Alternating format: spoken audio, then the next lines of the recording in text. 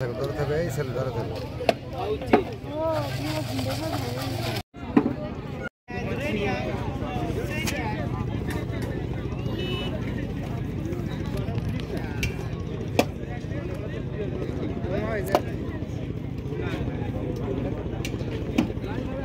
কি কি আছে?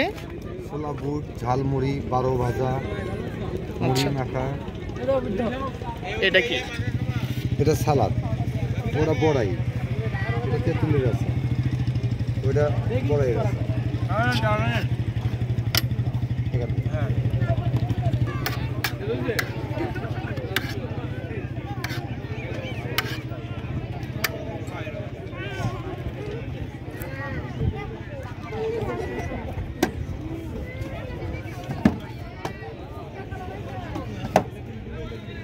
তোকে 10 টাকা ঝালমুড়ি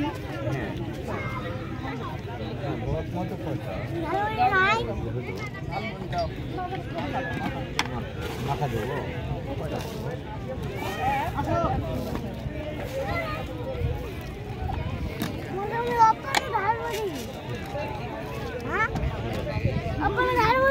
দিবে তো দিবে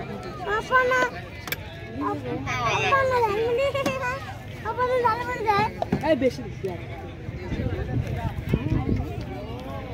বাবা ফাটাফাটি করো না, বিরাম করো না। এই ছেলে ধরে থাকো, ধরে থাকো, ধরে থাকবে এই ছেলে ধরে থাকো।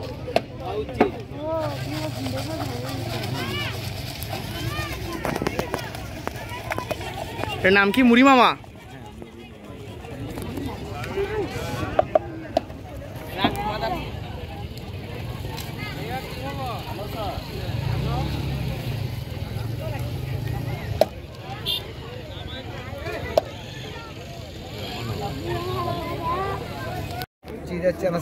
না শুধুমাত্র আমার শুধু চানাচুর। হ্যাঁ চাল ভাজা দেবো কি?